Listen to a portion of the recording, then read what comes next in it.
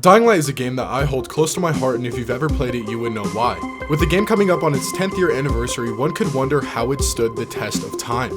Well, me being me, I decided to revisit this masterpiece of a game and play through every crack and crevice to find that answer. And after 83.4 hours, I think it's safe to say Dying Light has aged really well. So let's talk about it.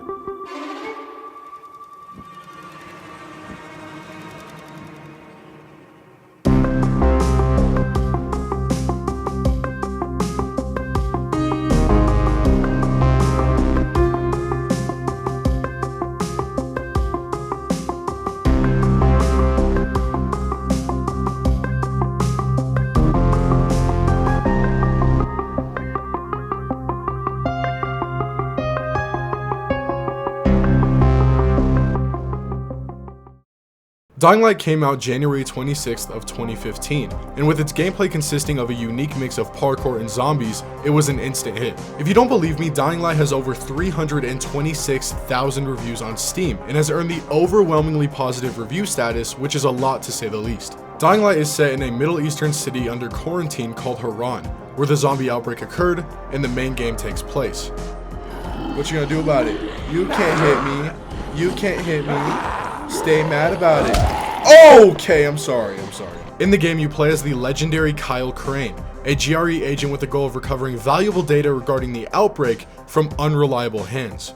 But where the game's lore gets really interesting is when the player slowly starts to question the integrity of the GRE, and Kyle Crane starts to as well. Dying Light is such a fun game to play. From me first playing as a kid with my neighbor down the street, to now. Years later, it still hasn't lost its touch, at least not for me. Maybe it's nostalgia, maybe it's not. But one thing's for sure, even by today's standards, Dying Light looks, plays, and feels good.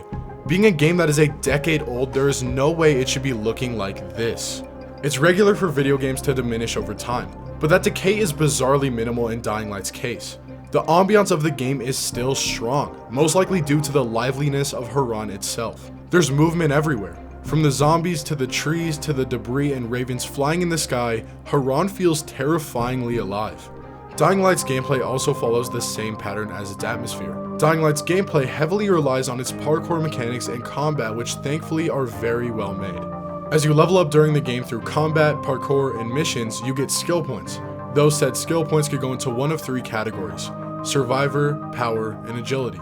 The Survivor tree allows players to have more control over Haran by giving the option to activate traps set randomly around the map, unlock different crafting recipes such as elemental shurikens and DIY grenades, all the way up to the most useful tool in the game, the grappling hook. The Power and Agility trees are more power and agility focused, with the Power tree unlocking you a number of different combat techniques and the Agility tree unlocking you a number of different parkour techniques. But all three trees are essential to your survival in Haran.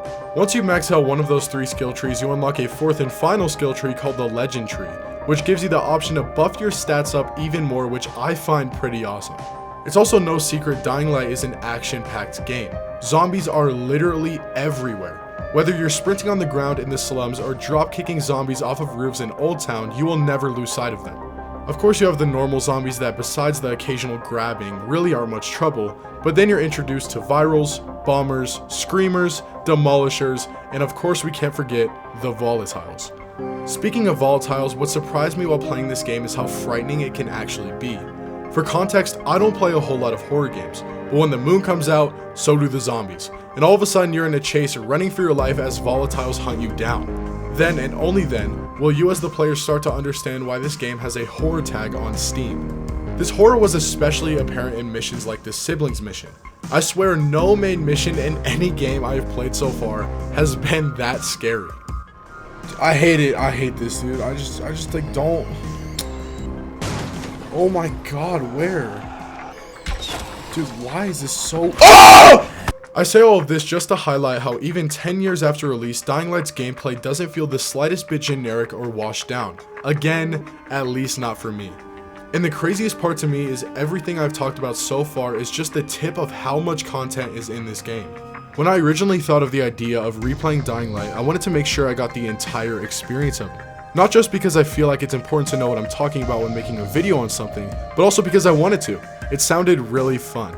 So in typical Ozone fashion, I decided there and then I would go for Dying Light's blue badge and unlock every single achievement. And I'm not gonna lie, it was a long ride. 83.4 hours is a lot of time, and I enjoyed the overwhelming majority of it. From my personal experience, achievement hunting in games has two categories of difficulty. Some games are difficult because the game itself or achievements needed to 100% it are difficult, such as Cuphead or Elden Ring. Other games may have a couple hard achievements here and there, but where their difficulty really shines is in the time it takes to get that blue badge or platinum trophy. I would say Dying Light falls into that second category. Before I started this journey, I set out a plan for how I would get this done. I would first start with the main game, then get every achievement for that main game, then I would move to each of the 3 DLCs with achievements and 100% each one after completing said DLC. Dying Light's main campaign was everything I hoped it would be. I enjoyed the story, and I bet you can guess how I felt about its gameplay. The hardest achievements to earn out of the main campaign were probably the however you pronounce that achievement and the it's all in writing achievement, but again, they were mostly just time consuming. After the main campaign, the following DLC was the first DLC I went for, and I honestly think it was one of the best DLCs for a game I've played. The setting of the following being in the country and the ability to drive a buggy and run through zombies was definitely a major switch from the city structure and the gameplay of the main campaign. But I think that's what made it so fun for me. It felt like a breath of fresh air, especially when considering the time I had spent playing the main game, and surprisingly the DLC felt like it didn't lose what made Dying Light, Dying Light. I won't spoil what happens in the DLC because that's not my intention in making this video, but the ending was so good and was such a plot twist. The hardest achievements in the following were the you realize it's only points to you achievement, which was yet another grindy achievement, and the sweaty palms achievement, which gave me a little trouble. The last 2 DLCs, the Blaszczak Horde DLC and the Hellraid DLC, were both challenging in their own ways, but overall weren't nearly as enjoyable as Dying Light and Dying Light the following. Hellraid, funny enough, was supposed to be its own standalone game before becoming Dying Light's 4th and final expansion, which I find pretty interesting. I also really liked the concept of Hellraid and had quite a bit of fun playing through it for the first time. The dungeon/wizard/spell theme was pretty cool, and before Hellraid I hadn't really had a chance to experience something like it. But sadly, once the honeymoon phase ended, going for the achievements was kind of a slow experience. Now, it wasn't a major problem, unlike what I'm about to get into. It was still interesting, and achievements like the Wake Up and Fast as Hell achievements added some challenge to it. But the Blaszczak Horde DLC gave me a lot more trouble in all the wrong ways. The Blaszczak Horde DLC consists of 20 increasingly challenging time trials the player will need to complete all the way to the end. From parkour trials to waves of zombies you need to fight off to delivering packages while bombers chase you, but it's all with only 3 lives. But when I said in all the wrong ways, I didn't mean the challenge of the DLC, I mean the most frustrating part of my playthrough as a solo achievement hunter. Co-op achievements. I didn't know when I started that Dying Light had co-op achievements, but by the time I found out I was too deep into the hunt. I had reached my hand too far into the cookie jar, and now I had to face the consequences. I first realized this severe lapse in my judgment when 100%ing the main game. Obviously, I'm an idiot for not checking to see if co-op achievements were in the job description, but once again, I was too far deep to quit. So with the help of a couple of my friends, my brother, and another player Hellscythe, which I met randomly server hopping, I was able to knock down all co-op achievements besides one, the polyamory achievement. But let's go back to Blaszczak Horde for a second. The Blaszczak Horde DLC is a dead DLC, meaning nobody plays it. So when there was a single co-op achievement I needed in order to complete my mission, I knew I had a bit of a problem. Coincidentally, in the middle of my midlife crisis, that random player Hellscythe I mentioned earlier decided to buy the Blaszczak DLC and was willing to help me get the last achievement I needed. So if you're somehow watching this video, thank you so much. Now let's get back to the polyamory achievement. This achievement has to have been the most frustrating achievement to get my entire playthrough. The Steam achievement description says, complete 5 quests in a single co-op game with the same 3 partners. Keyword, partners. I thought this achievement required 3 people, despite the image having 4 people in it and the achievement saying partners. So what I ended up doing was getting a party of 3 together twice for it not to work. But getting a party together to play Dying Light is harder than you might think. So by the time I had already attempted this achievement twice, I was defeated. But after some time, I came up with the idea of joining the official Dying Light Discord server and finding a party there. But even that took way longer than I expected. But all in all, this is just a brief summary of what transpired over 83 days of trying, failing, and quitting that led me to unlocking the polyamory achievement and earning the right to say that I had 100%ed Dying Light. You may think that this experience must have ruined the game for me, and I wouldn't blame you for thinking that. 83 days is a long time, but I'm glad to say that it didn't. The fun that I had playing through Dying Light and its DLCs overwhelms the cons of 100% completion. If there was a single con to this experience, it would be that feeling after I closed the game for the final time. I can't describe the feeling of finishing a really good game like Dying Light, and I can't really say it's the best feeling. But I also think that feeling is a common one, not just shared by people like me who play video games, but also people that read a really good book or watch a really good movie.